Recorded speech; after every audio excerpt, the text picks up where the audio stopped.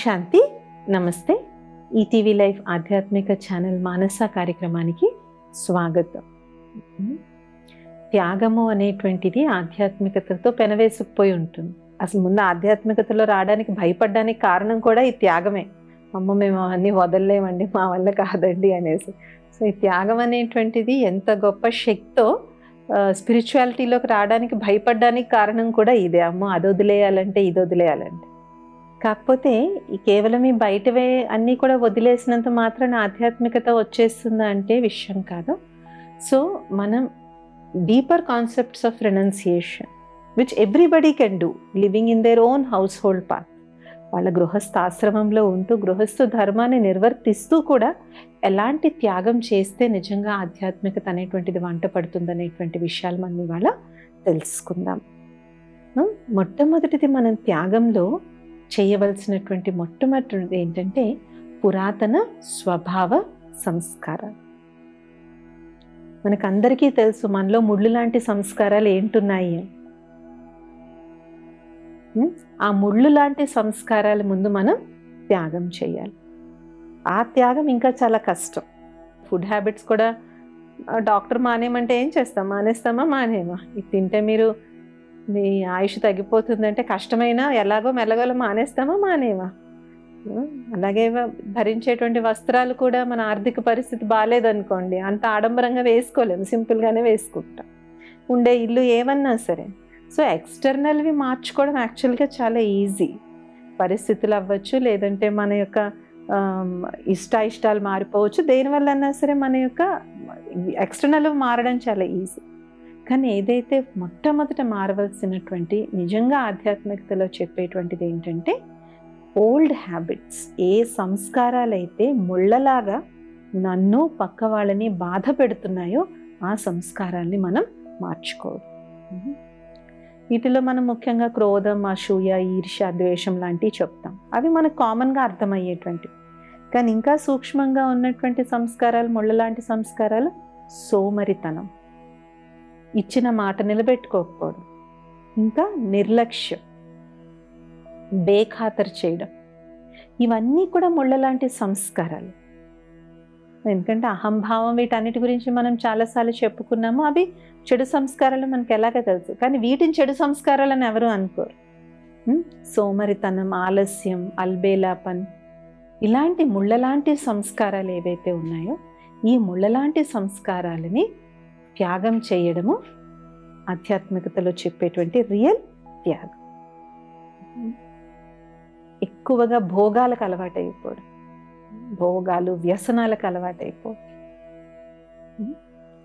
ఇది కూడా త్యాగంలో ఒక చాలా ముఖ్యమైనటువంటి పాయింట్. ఎందుకు అంటే మనకి అన్నిటికన్నా ఎక్కువ అటాచ్మెంట్ మనుషులతో ఉండదు, మన సంస్కారంతోనే మనకి ఎక్కువ అటాచ్మెంట్ ఉంటుంది. ఫర్ ఎగ్జాంపుల్, కొంతమందికి వాళ్ళ కోపంతో అటాచ్మెంట్ ఉంటుంది, వెరీ స్ట్రేంజ్గా. రోజుకి ఒకరినన్నా ఏమీ అనకపోతే వాళ్ళకి పొద్దు గడవదు. రోజు ఎవరో ఒకరితో గొడవ పడాలి. ఇంట్లో వాళ్ళు కూడా అంటారు, రోజుకి ఎవరో ఒకరితో గొడవ పడండి, ఇంక అసలు తినింది అరగదండి అనేసి.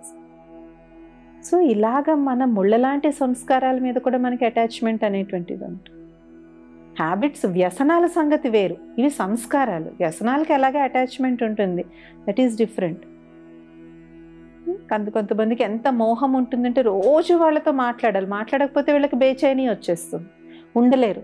ఏదో పొరపాటున ఒక రోజు మాట్లాడలేకపోతే ఇంకా రోజు ఏదో పెద్ద కొండే వచ్చి కింద పడిపోయినంతగా వాళ్ళు బాధపడిపోతూ ఉంటారు. సో ఈ విధంగా మన సంస్కారాలతో మనకు ఉన్నటువంటి మోహాన్ని త్యజించడం ఒక ముఖ్యమైనటువంటి త్యాగం. రెండవది పేరు, ప్రఖ్యాతలు, గౌరవం, మాన్, షాన్ యొక్క కోరికని త్యాగం చేయడం. ఎందుకంటే ఆధ్యాత్మికవేత్తలకి ఇది చాలా సూక్ష్మంగా ఉండేటువంటి మాయ. ఎందుకంటే అందరూ ఎప్పుడు పొగుడుతూనే ఉంటారు. ఇందులో వచ్చినటువంటి మీరు అంత మంచిగా చెప్పారు, మీరు అదింతగా చెప్పారు, మీరు చెప్తేనే మేము వింటాము అని ఇలాగా వీళ్ళ యొక్క అహాన్ని పెంచేటువంటి వాళ్ళు చుట్టుపక్కల చాలామంది ఉంటారు. కానీ ఎప్పుడూ గుర్తుపెట్టుకోవాల్సింది ఏంటంటే ఇది అంతా చేసి చేయించేటువంటి వాడొక్క భగవంతుడు, ఒక్క పరమాత్ముడు. ఏ టైంలో కావాలంటే ఆయన ఆ టైంలో వాళ్ళ బుద్ధి తాళాన్ని తెరవగలడు, క్లోజ్ కూడా చేయగలడు. అందుకే కదా శ్రీకృష్ణుని గురించి చెప్తారు, అర్జునుడికి యుద్ధం అంతా అయిపోయిన తర్వాత ఎక్కడో ఒక చిన్న అహంకారం బయలుదేరిందంట, ఈ యుద్ధం మొత్తంలో నేనే వీరుణ్ణి అనేసి. సో యుద్ధం అయిపోయి వాళ్ళు వెనక్కి వెళ్ళిపోతున్నప్పుడు కృష్ణుడికి తెలుసు కదా, అక్కడ ఒక చెట్టు కింద పడుకుందామని అన్నాడంట. సరే అని ఆ రథం ఆపుకుని చెట్టు కింద పడుకున్నారు. కృష్ణుడు పడుకుంటున్నట్టుగా నటిస్తున్నాడు. అర్జునుడు ఏమనుకున్నాడు, కృష్ణుడు పడుకుని పోయాడు అనుకున్నాడు. కానీ చెట్టు మీద ఓ రాక్షసుడు ఉంటాడు. ఆ రాక్షసుడు మొత్తం భారత యుద్ధాన్ని అంతా చూస్తాడు. సో సైలెంట్గా అర్జునుడు వెళ్ళి ఆ రాక్షసుడిని అడుగుతాడనమాట, ఈ యుద్ధంలో అందరికన్నా నీకు మహావీరుడుగా ఎవరు అనిపించాడు అని, expecting that he will tell his name. అప్పుడు ఆ రాక్షసుడు అంటాడు, మహావీరుడు అసలు ఎవరు యుద్ధమే చేయలేదు అంటాడు. యుద్ధం చేయకపోవడం ఏంటి, మేము అందరం ఇంత మారణహోమం జరిగింది. ఓ అదా, శ్రీకృష్ణుల వాళ్ళ సంకల్పంతో చెప్తుంటే మీరు జస్ట్ ఒకరి మీద ఒకరు విసురుకుంటూ ఉన్నారు అంతే అనేసి.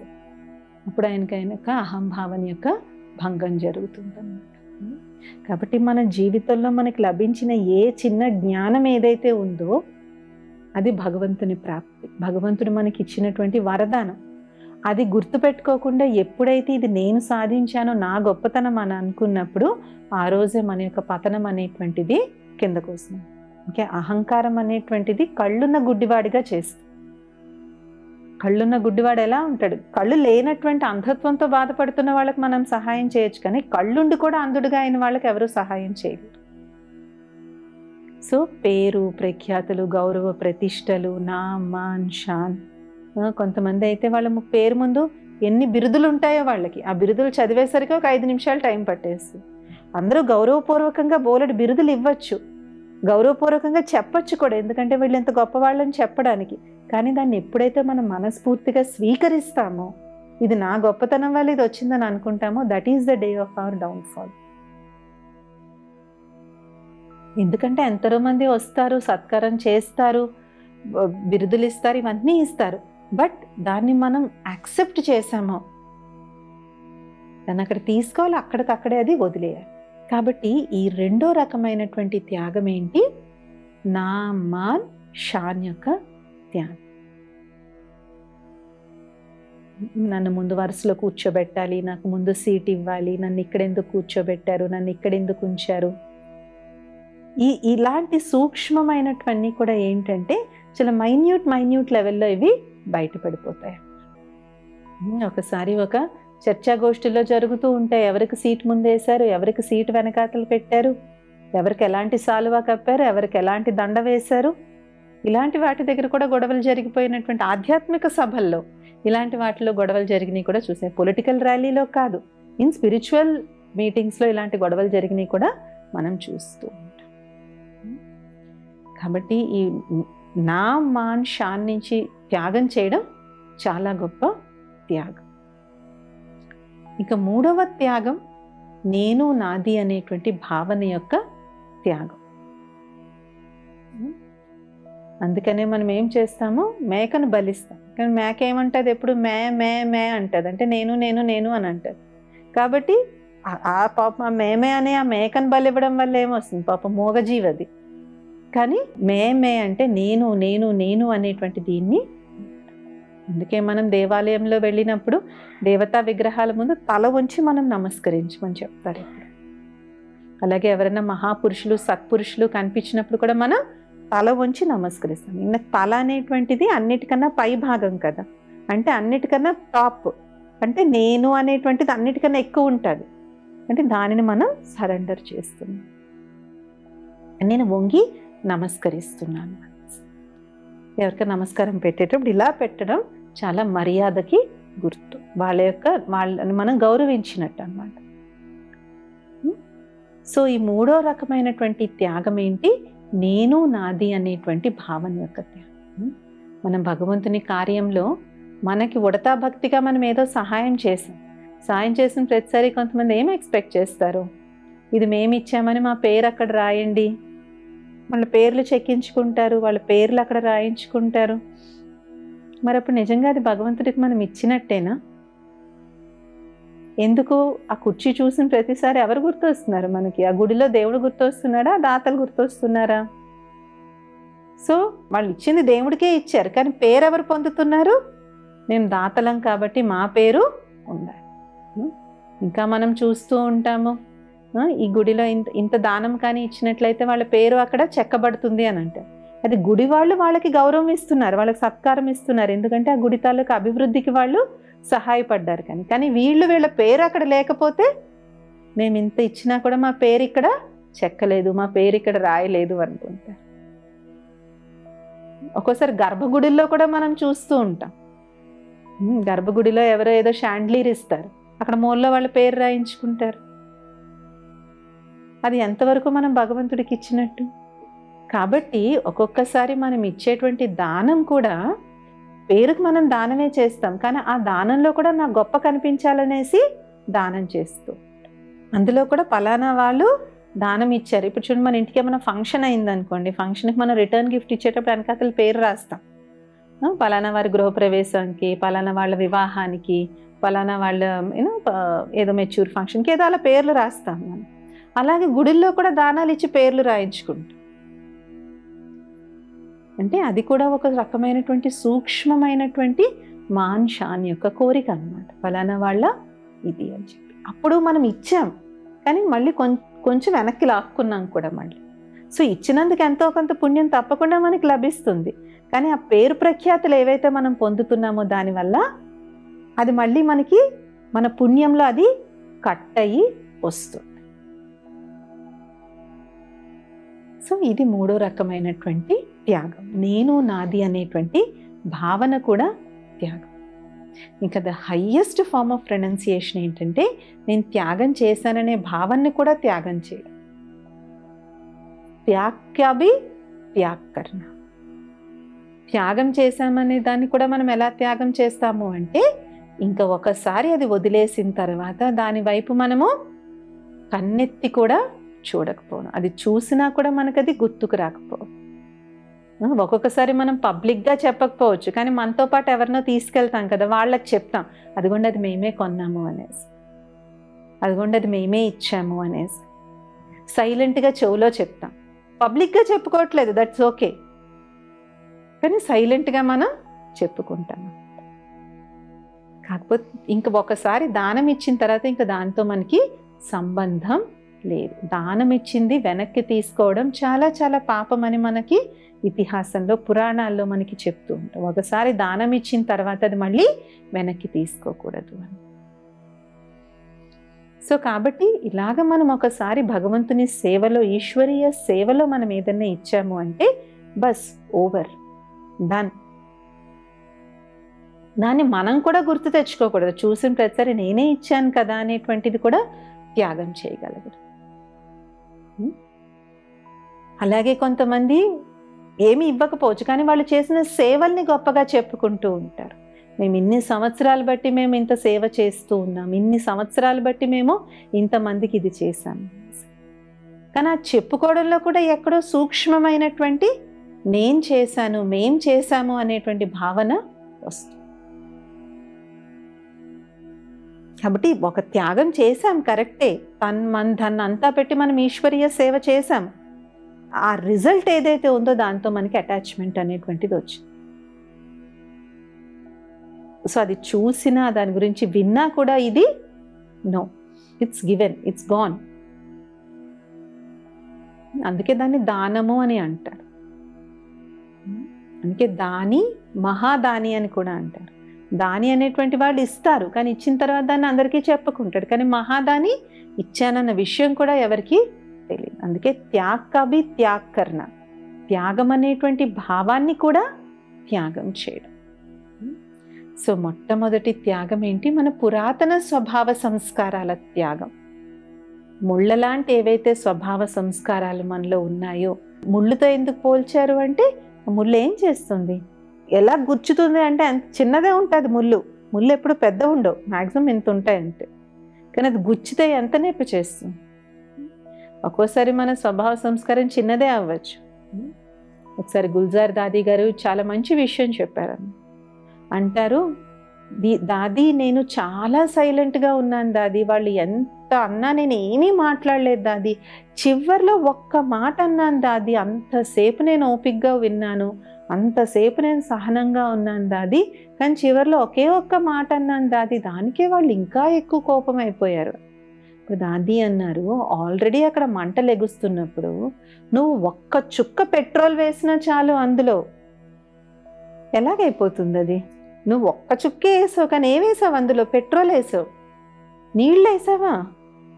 నీళ్ళు వేయలేదు, పెట్రోల్ వేసావు. కాబట్టి ముళ్ళ లాంటి సంస్కారాలు కూడా అంతే. ఇవి పెద్ద పెద్ద బండరాళ్ళ లాంటి సంస్కారాలు కాదు, చాలా చిన్న చిన్నగా ఉంటాయి. అసహనం, ఇంపేషన్స్. సో ఇవి చిన్న చిన్న సంస్కారాలు ఏవైతే ఉన్నాయో, పెద్ద పెద్దవి ఎలాగా వదిలేయాలి, కామక్రోధ లోభమో అహంకారాలు, కానీ చిన్న చిన్న ముళ్ళ లాంటి సంస్కారాలు ఏవైతే ఉన్నాయో ఇవే పక్క వాళ్ళని ఎక్కువ బాధ పెడుతూ ఉంటాయి. రెండో సంస్కారం పేరు ప్రతిష్టలు, కీర్తి ప్రతిష్టల యొక్క త్యాగం. మూడో సంస్కారం నేను నాది యొక్క త్యాగం. నా జ్ఞానం ఇంత గొప్పది, నా మేధస్సు ఇంత గొప్పది, నేను సభకి వెళ్ళానంటే ఎంతమంది నా సభ వింటారు, ఇంత పెద్ద పెద్ద గొప్ప గొప్ప వాళ్ళు నన్ను పిలిచారు, ఇంత గొప్ప గొప్ప వాళ్ళు నన్ను వింటున్నారు అని.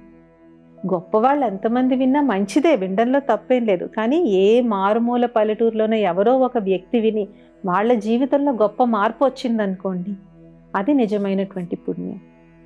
1,00,000 మంది వచ్చారు, కానీ 1,00,000 మందిలో ఒక్కళ్ళకి కూడా మనం చెప్పింది అర్థం కాకపోతే ఉపయోగం లేదు. ఒక 10 మంది వచ్చినా 10 మంది జీవితంలో మనం చెప్పేటువంటి మాటల వల్ల ప్రభావం కలిగింది అంటే అది మనకి భగవంతుడిచ్చినటువంటి ప్రాప్తి. కాబట్టి నా జ్ఞానం, నా ఇది అని మనం ఏదైతే మనం చెప్పుకుంటామో ఈ నేను నాది యొక్క సమర్పణ, దాని యొక్క త్యాగం. 4వ త్యాగం, త్యాగం చేశాననే భావనకి కూడా త్యాగం. నేను ఎంత కష్టపడి ఇచ్చానో తెలుసా, నాకు తినడానికి ఏమీ లేనప్పుడు కూడా నేను ఇచ్చాను, నాకు కుదరకపోయినా నేను ఇచ్చాను, నాకు ఒంట్లో బాగోపోయినా నేను వచ్చాను. 10 మందికి అడ్వర్టైజ్ చేసుకోం, మనం ఒకరిద్దరికి చెప్తాం, లేదంటే టైం వచ్చినప్పుడు మనం గుర్తు చేస్తాం. ఇంకా అప్పుడు నేను మీకు సాయం చేశాను కాబట్టి మీరు ఇవాళ ఈ స్థాయిలో ఉన్నారు. ఇది ఆధ్యాత్మిక విషయంలోనే కాదు, బయట వ్యావహారిక జీవితంలో కూడా దిస్ ఇస్ వెరీ ట్రూ. ఇంకా సాయం తీసుకున్న వాళ్ళు కూడా వీళ్ళని ఎందుకు అడిగానా అని మన మీద విరక్తి వస్తుంది వాళ్ళకి. కాబట్టి ఈ విధంగా ఆధ్యాత్మిక భాషలో ఎప్పుడైతే మనం త్యాగము అని అంటామో, బయట విషయాలు త్యాగం చేయమని కాదు, ఇల్లు వాకిలి వదిలేయమని కాదు, అది వదిలేయమని ఎవరూ చెప్పరు.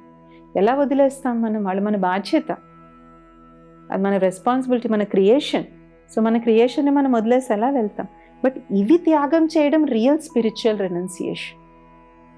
ఇవి త్యాగం చేసినటువంటి వాడు గృహస్థంలో ఉంటూ కూడా గృహస్థ ఆశ్రమంలో కర్మ యోగిలాగా అయ్యి జీవిస్తాడు.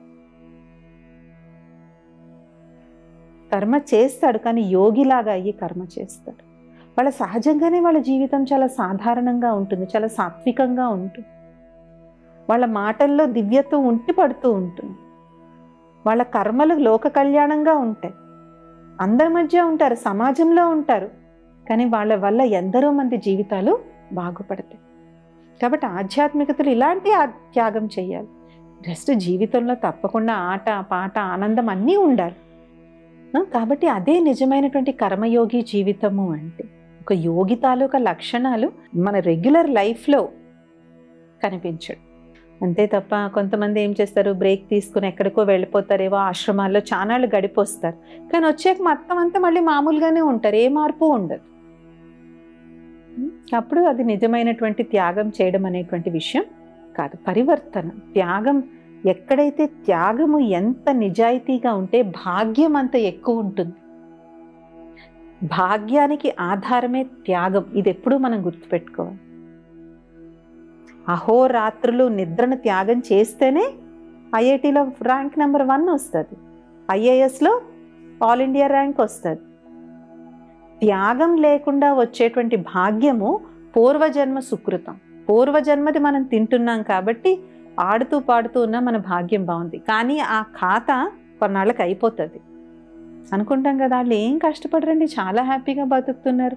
అది అంటారు కదా, తింటూ కూర్చుంటే కొండంతదైనా తరిగిపోతుందని. అలాగే కిందటి జన్మం పుణ్యం కొన్నాళ్ళు హాయిగా కాపాడుతుంది, అది అయిపోతుంది కదా. అప్పుడు ఈ జన్మలో మనం చేయాల్సినటువంటి త్యాగం ఈ జన్మలో తప్పకుండా మనం చేయాల్సి వస్తుంది. ఆఖరికి అది ఒక్కొక్కసారి వృద్ధాప్యంలో అయినా సరే, 60 దాటే కన్నా సరే కనపడుతుంది. సో త్యాగం లేకుండా వచ్చేటువంటి భాగ్యం శాశ్వతంగా ఉండదు. భాగ్యానికి ఎంత గొప్ప భాగ్యం ఎప్పుడు లభిస్తుందంటే ఎంత గొప్ప త్యాగం అనేటువంటిది మనం చేస్తాం. అండ్ మన త్యాగం సూక్ష్మంగా వెళ్తున్న కొద్దీ మన భాగ్యం సూక్ష్మంగా పెరుగుతుంటుంది. మన తేజస్సు పెరుగుతుంది, మన వర్చస్సు పెరుగుతుంది, మన సంకల్ప సిద్ధి పెరుగుతుంది. మనం ఒక సంకల్పం చేశామంటే అది అక్కడ అయిపోయి తీరుతుంది. మన వాక్శుద్ధి పెరుగుతుంది. అందరి యొక్క ఆశీర్వాదాలు మన జీవితంలో లభిస్తాయి. కష్టం వచ్చినా కష్టం సునాయాసంగా ఇలా వెళ్ళిపోతుంది. ఆ కష్టంలో మనకు ఆదుకోవడానికి బోలెడు మంది మనకు లభిస్తారు. కష్టం మనకు వచ్చినా వాళ్ళ కష్టంలా వాళ్ళు ఫీల్ అవుతారు. ఎంతోమంది మనకి దగ్గరగా ఉండి మనల్ని చూసుకుంటారు. కాబట్టి త్యాగం అనేటువంటిది ఏదైతే ఉందో ఆధ్యాత్మిక జీవితంలో ఎంత త్యాగమూర్తిగా మనం అయ్యి ఉంటే అంతంత గొప్ప భాగ్యవంతులుగా మనం అవుతాం. ఎందుకు? వాళ్ళకి ఆ భాగ్యం యొక్క త్యాగం కూడా చేశారు కాబట్టి. భాగ్యం నేను ఇంత గ్రేట్ అయ్యాను ఇదయ్యానన్న థాట్ ఫీలింగ్ కూడా వాళ్ళకు ఉండదు కాబట్టి అలాంటి వాళ్ళనే భాగ్యదేవత వరిస్తుంది. కానీ ఎవరైతే దాని వెనకాతలు పరిగెడతారో వాళ్ళు కూడా అవుతారు. కానీ ఎంత త్వరగా పైకి వెళ్తారో అంత త్వరగా వాళ్ళు కిందకి పడతారు. వాళ్ళ యొక్క పురోగతి చూసి నలుగురు అసూయ పడతారు. మన పురోగతి చూసి నలుగురు అసూయ పడుతున్నారు అంటే మన పురుషార్థంలో ఏదో పొరపాటు ఉన్నట్టు. కానీ మన పురోగతి నలుగురు కోరుకుంటున్నారు అంటే మనకి దాంతో అటాచ్మెంట్ లేనట్టు. కాబట్టి త్యాగం తాలూకదా వెరీ ఫైన్ బ్యాలెన్స్ ఉంది. It's a very fine balance in renunciation. కాబట్టి ఈ త్యాగం మనం ఎంతెంత సూక్ష్మంగా ఎంతెంత డీప్గా మనకి ఉంటే అంతంత మన యొక్క భాగ్యము గొప్పగా తయారవుతుంది. So this is a very wonderful cosmic law. ఇది చాలా, ఎందుకంటే ఆలోచిస్తూ ఉంటే ఈ మొత్తం ప్రపంచం ఎలా నడిపిస్తున్నాడు ఆ జగన్నాథక సూత్రధారి అయినటువంటి భగవంతుడు, ఆ తెలివి మనకి అర్థం కాదు. ఎందుకైనా బుద్ధివంతులకే బుద్ధివంతుడు. త్యాగానికి భాగ్యానికి రిలేషన్షిప్ పెట్టాడు భగవంతుడు. ఎందుకంటే భాగ్యం వచ్చిన తర్వాత దాన్ని నిలబెట్టుకునేగలిగేటువంటి వాడు త్యాగి అయి ఉంటాడు. లేకపోయినట్లయితే ఆ భాగ్యాన్ని ఇలాగా ఖర్చు పెట్టేస్తారు. దాన్ని సంభాళన చేయడం కూడా రావాలి. తండ్రి కూడా చూడండి, ఇద్దరు పిల్లలు ఉన్నట్టే ఆ ఆస్తిని ఎవరు నిలబెట్టుకోగలరో అలాంటి సంతానానికి ఆయన ఇస్తాడు. ఇంకొకరు ఇస్తే దుబారా చేస్తారని. మరి భగవంతుడు తండ్రులకే తండ్రి కదా. ఎవరికి భాగ్యాన్ని ఇస్తే ఆ భాగ్యం వాళ్ళు నిలబెట్టుకోగలరో అలాంటి పాత్రులకే భగవంతుడు దాన్ని ఇస్తాడు. మిగిలిన వాళ్ళకు కూడా లభిస్తుంది. అది వాళ్ళ కర్మ వాళ్ళకి ఇస్తుంది. వాళ్ళు అనేక జన్మలుగా చేసుకున్నటువంటి పుణ్యం వాళ్ళకి ఆ భాగ్యాన్ని ఇస్తుంది. కానీ ఇందాక చెప్పినట్టు ఆ పుణ్యం తినేసిన తర్వాత మళ్ళీ వాళ్ళు కూడా వచ్చి లైన్లో నిల్చోవాల్సిన అవసరం వస్తుంది. సో ఆధ్యాత్మిక మార్గంలోకి వస్తే మనం త్యాగం చేసేటువంటివి రియల్గా మన లైఫ్లో మన ప్రాస్పెరిటీని మన భాగ్యాన్ని పెంచేవే తప్ప ఏదో ఇల్లు వాకిళ్ళు వదిలేసి కార్లు బంగ్లాలు వదిలేసి మంచి బట్టలన్నీ వదిలేసి తినేవన్నీ వదిలేసి ఏదో ఒక నిర్జీవమైన జీవితం జీవించమని కాదు. సంపూర్ణ ఉమంగ ఉత్సాహాలతో ఉత్తేజభరితమైనటువంటి జీవితం జీవించడమే నిజమైనటువంటి ఆధ్యాత్మికత. ఇది ఇవాల్టి మానస కార్యక్రమం. వచ్చే మానస కార్యక్రమంలో ఇంకొన్ని అంశాలతో కలుద్దాం. ఓం శాంతి. నమస్తే.